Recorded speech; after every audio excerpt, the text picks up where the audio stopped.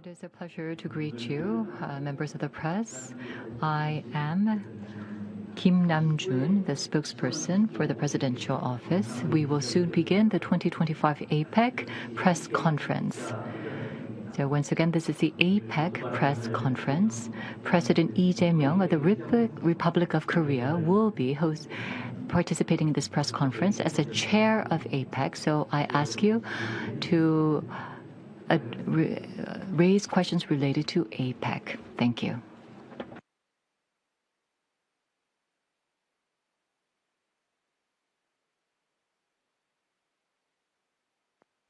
As soon as the president arrives, we will begin the press conference right away.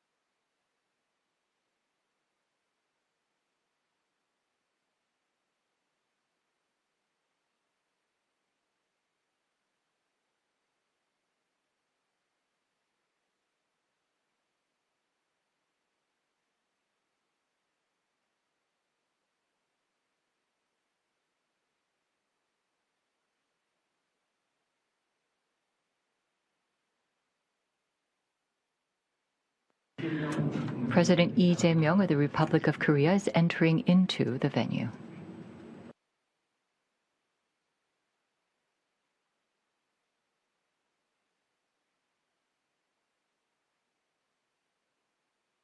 We will now begin the 2025 APEC Economic Leaders Meeting press conference. First of all, the chair of the 2025 APEC, President Lee Jae-myung of the Republic of Korea, will deliver his opening remarks.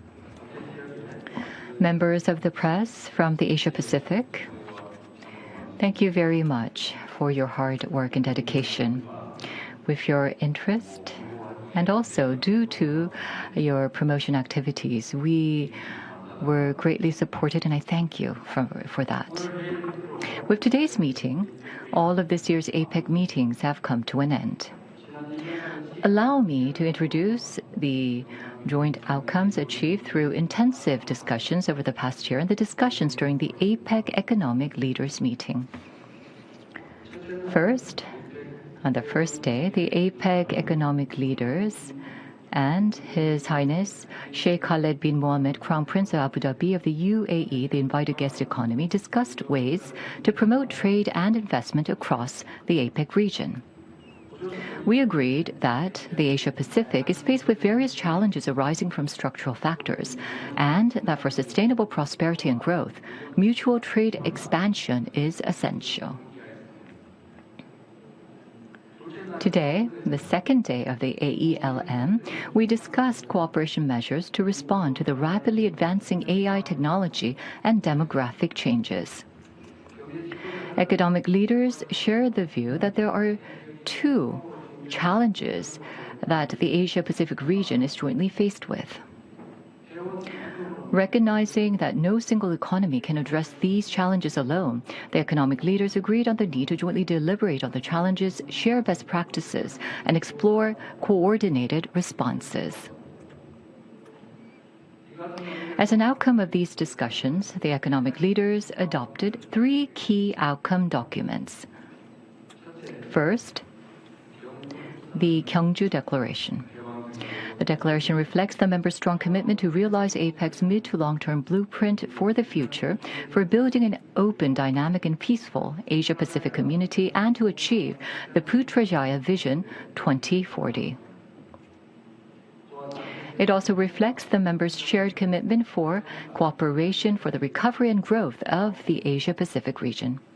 In particular, the declaration emphasizes the need to create new engines of growth through innovation and achieve inclusive growth where the benefits are widely shared by all.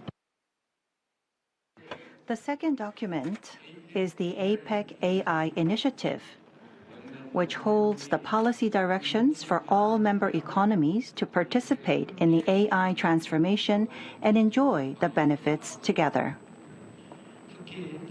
The document emphasizes economic growth, promotion of cooperation among stakeholders, including the private sector, government, and the academia, and investments for AI infrastructure. This is the shared vision for AI created for the first time in the history of APEC. The Republic of Korea wishes to share our core vision, including AI Universal Basic Society, and contribute to AI transformation across the Asia-Pacific.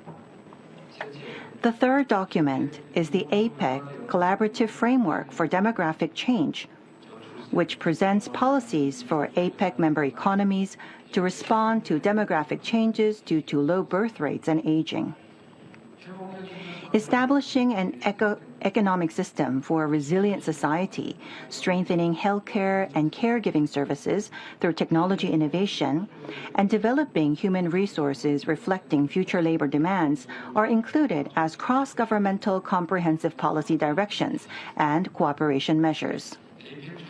Recognizing demographic changes as a key common challenge and presenting the relevant policy vision and cooperation measures is an APEC first, which holds great significance. Distinguished members of the press, the Republic of Korea has always been with the historic journey of APEC. The 2005 APEC ELM chaired by Korea adopted the Busan Roadmap, and this year, cooperation among APEC member economies was recovered through the Gyeongju Declaration. The APEC has expanded its horizon as an agent for solving common challenges for humanity through the AI Initiative and the APEC Collaborative Framework for Demographic Change. The three documents were possible through the clear, collective determination of the APEC economic leaders to build the Asia-Pacific region as a region of peace and shared prosperity, and thus the three are a result of all economies. I am confident that the three documents will clearly set the future path of APEC. The Republic of Korea will join in on the journey of the development of APEC and the prosperity of this region. I look forward to all APEC member economies, including China, the chair of the next APEC, putting their collective will into action and thus creating tomorrow's change. Last but certainly not the least, I would like to take this opportunity to thank the people of Korea and the citizens of Gyeongju for their cooperation throughout the past year and for uniting under the single goal of successfully hosting the APEC ELM. Thank you. Yes, we will now receive questions. So we will try to give greatest amount of opportunities considering the region and the language. And in order to ensure that, we will receive one question from one media outlet only. So in the middle, in the front, is there a journalist from that we can receive from the front? Yes. I am Han Jae-jun, and I would like to congratulate you on the successful hosting of APEC. There is one question I would like to ask. Now, with APEC, you have once again reiterated the commitment for peace on the Korean Peninsula. However, North Korea, the DPRK, is still not responding. You have emphasized the role of pacemaker. So how will you be supporting efforts such as the North Korea-U.S. dialogue? Yes. Well, thank you very much for evaluating the outcome of the 2025 APEC as being successful. The Korean Peninsula issue is always complicated and difficult, but what is true is that the safety and the peace of the Korean Peninsula is very important for the peace of the global community, and peace and stability. Well, this also needs strong deterrence, but at the same time, ultimately what we need is dialogue, compromise, coexistence, and the commitment for all that. And so, President Kim Dae-jung had pursued the sunshine policy, and he mentioned that in order to have someone remove their coat, it's not easy to do it with strong wind. Rather, it is better to have a warm sun out and have that person willingly take off his or her coat. So deterrence and dialogue, compromise, persuasion, and coexistence, and prosperity and hope. We need these in order to ensure that peace and stability is possible. And peace is not something that we can achieve through oppression or through war, and also with mass destruction. If we win, still, what meaning would that be? So I do believe that not having to fight and creating that peace is indeed the most strongest, sturdy peace and security. And we are trying to actually practice this. So even if North Korea, when it comes to South Korea, the South Korean government continues to be suspicious or be angry or act in a hostile manner, still, the suspicion and the mindset of confrontation, or the way to see the situation in a confrontational manner, well, in order to change that kind of a position or perspective, we need time. We cannot change this overnight. So we have to proactively make efforts for peace so that the North Korean side can feel safe and trust South Korea. So we need to take on proactive measures, and we are doing what we can. And such efforts will continue. And North Korea has used some hostile expressions. But we do not think that this is the end. It is impossible. But we believe that this is actually expressions that may come out in the process of change. So I think that, however, that the level of their expressions have actually been moderated. So we need to create the circumstances and request for dialogue and also create the atmosphere for dialogue. But that is something that the Korean government cannot do on its own. The South Korean government cannot do it on its own. There are members from press from the overseas, so you may not know this, but the Korean Peninsula is still technically at war. We are at a standstill at war in terms of our law at this moment, but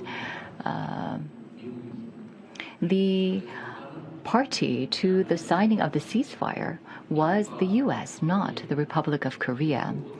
And so the security regime protection or guarantee perceived by North Korea, they believe that it has to come from the United States. And so because of this mindset, there has to be an important role by the U.S., and then there is also the role that can be played by China and also Russia. But we have to acknowledge the role that can be played by the United States.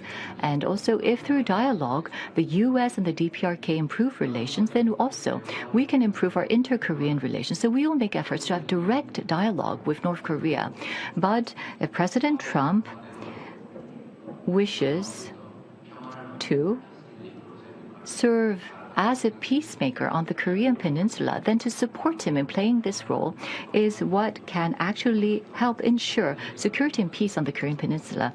And during the summit talks this time, I had said that I will continue to play the role of a pacemaker to support him as a peacemaker. And I do believe that this will happen. Thank you. Next question, please raise your hand and wait for a microphone. We will accept a question from the left side. Yes, we have from the front row, the gentleman with his hands raised high. A microphone, please. I am from China. What is your prospect about the development of the China-Korea relations, and what should be some areas to strengthen cooperation? That is indeed a very important question. Thank you for your question.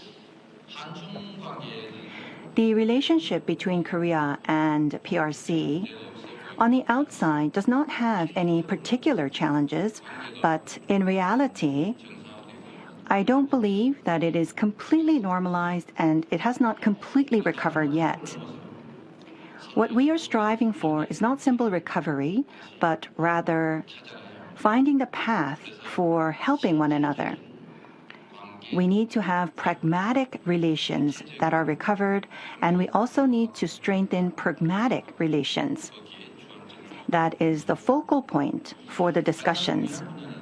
The most important area is obviously economy.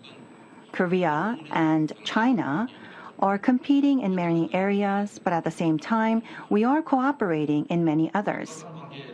When we talk about the relationship between two states, it's quite complex. There are aspects that are tangible and that are not tangible, and so competition and cooperation will always go hand in hand. That is the same for China and the U.S. They may look like there is rising tension, but there are also trade and cooperation and support between the two. That is the same for the relationship between Korea and China. We are geographically close, and our economic dependence and cooperation runs deep. And therefore, although there may be small hindrances along the way, we will surely overcome these obstacles for better changes and bigger benefits for all. The government of Korea and China both exist for improving the lives of our people and to create a nation of hope for the people. For China and for Korea, we hope to create cooperation in many areas that will help both nations, especially in the economy, but further for peace and stability in Northeast Asia. We will continue our cooperation in these areas, and we will continue to make opportunities for dialogue. Related to peace and stability on the Korean Peninsula, I do believe that the role of China is very important. We need to stabilize the Korean Peninsula, to stabilize Northeast Asia, and I believe that is in line with the national interests of China. We look forward to the great role to be played by China. We have just heard from China, a neighboring country. Maybe we can go to Japan, then we will accept a question from Japan and then go to a non-Asian country. Maybe we can choose a lady instead of a gentleman. Do we have a lady journalist from Japan? Yes, the person in red.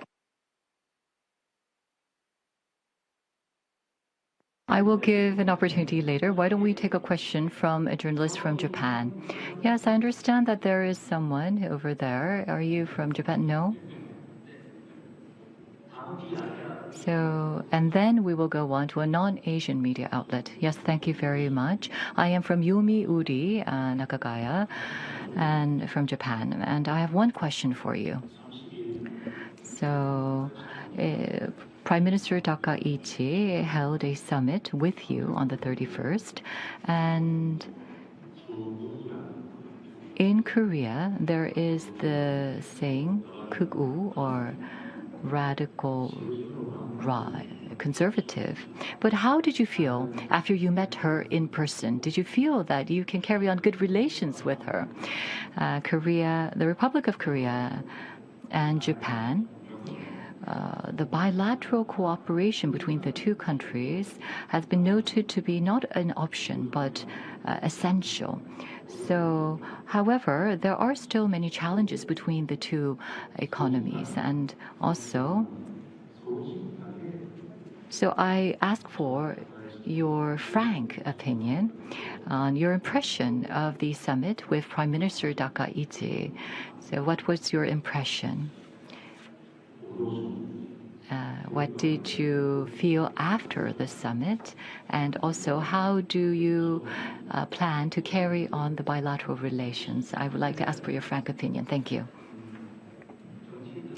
Yes, well, the politicians say that they speak frank, but in many cases they do not speak frankly.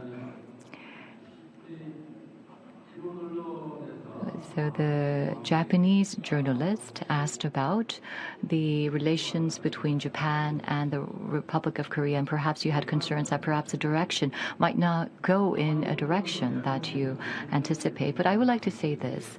Now, when President Lee, I was elected, I think that perhaps in Japan or the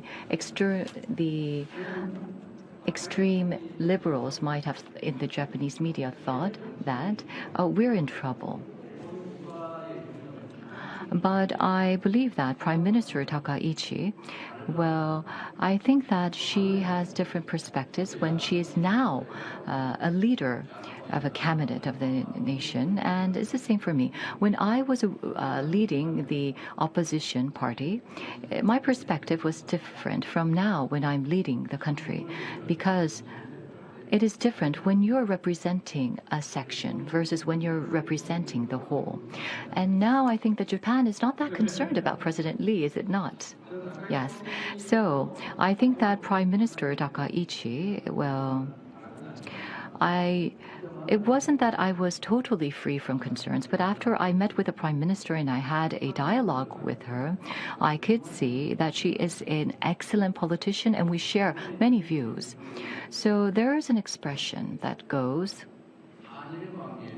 Korea-Japan relations is very important, and there are many areas that we can cooperate. And I do agree with that.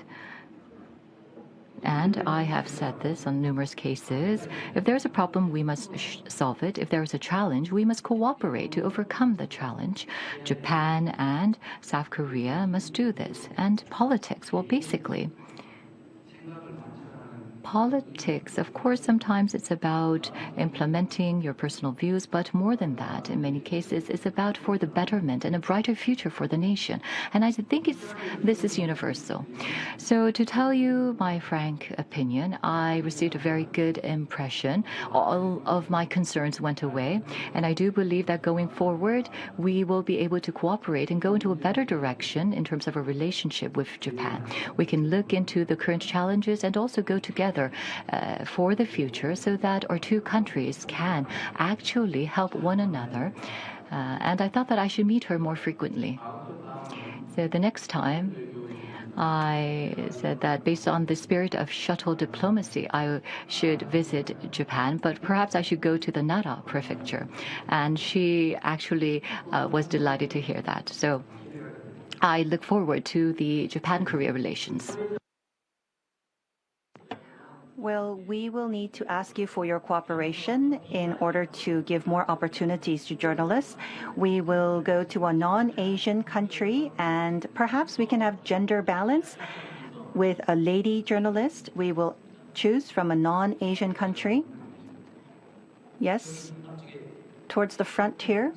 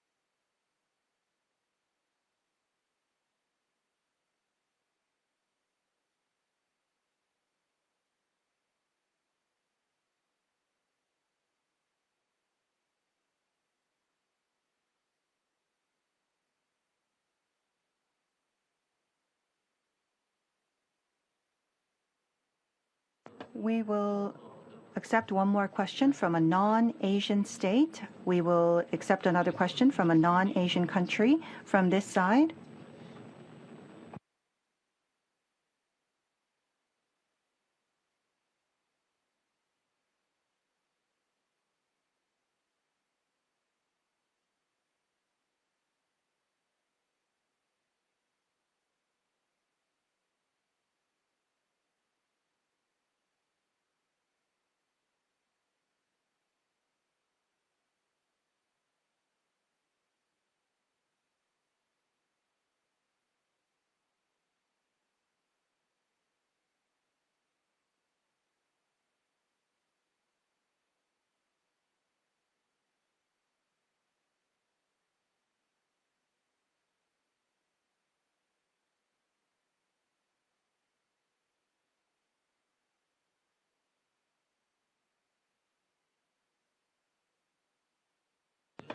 APEC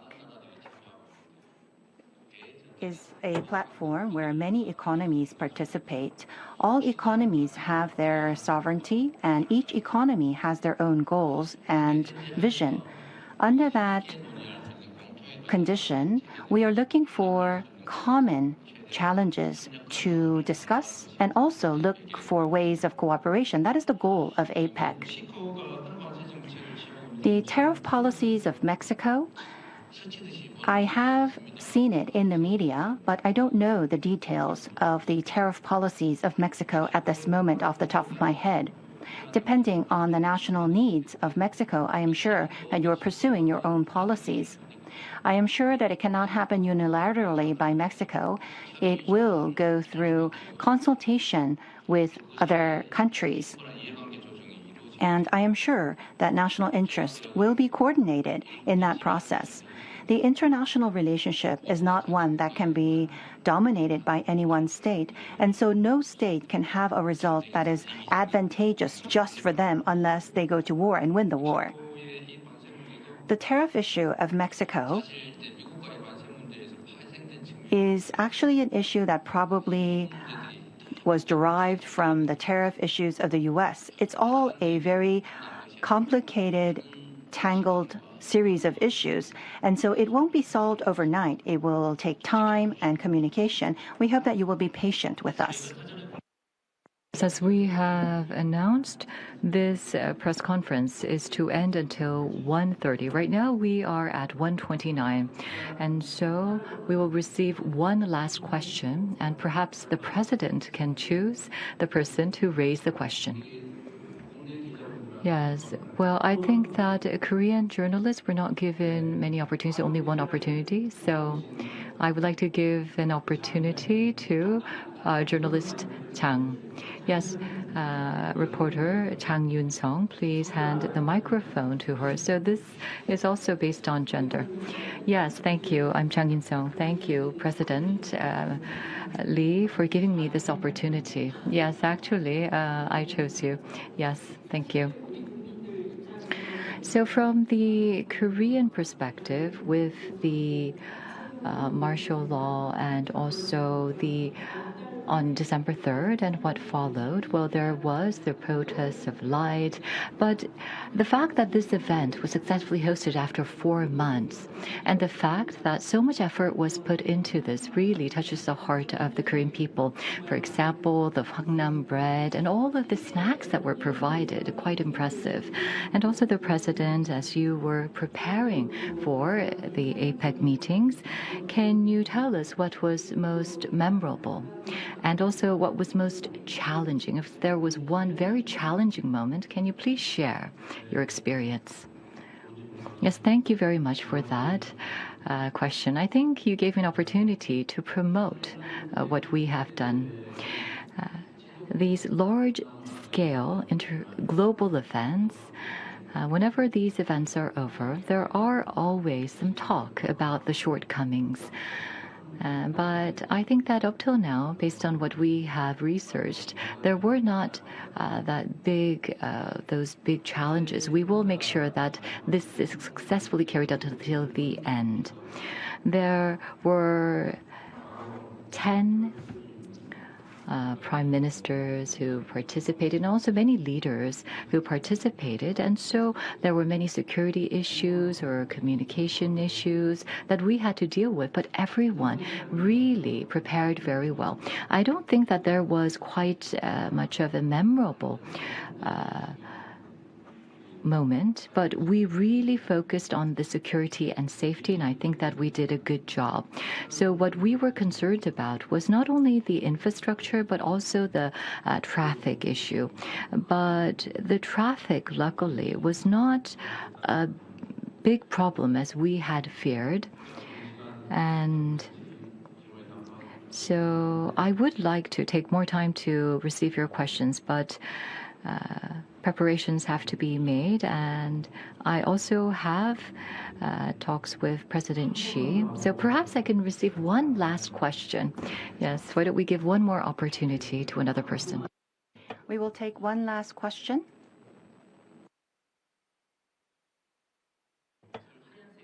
The person in white in the middle.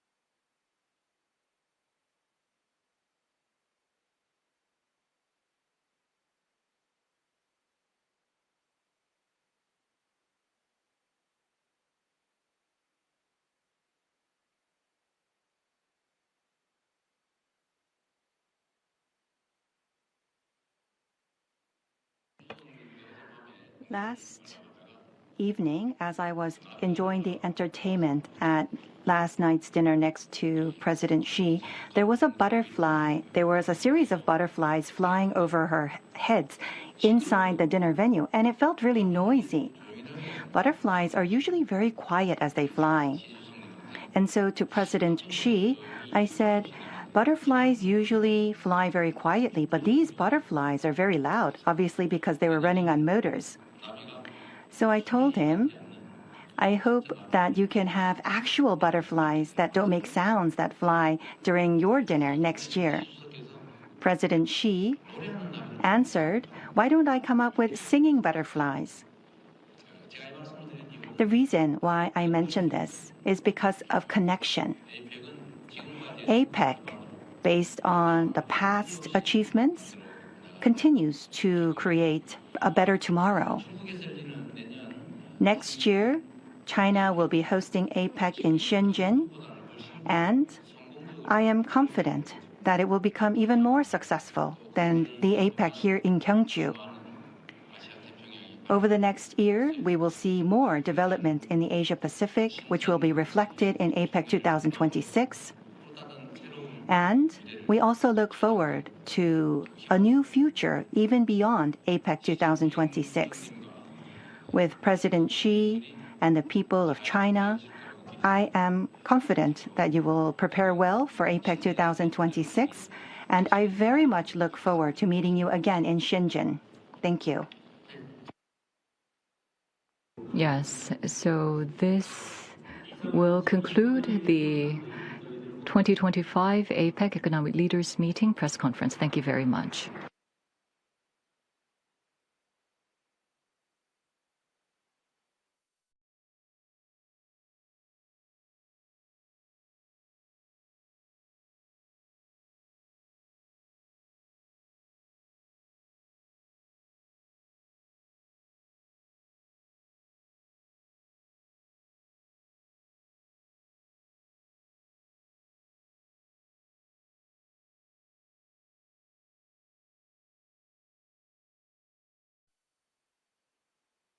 We will now begin the 2025 APEC Economic Leaders Meeting press conference.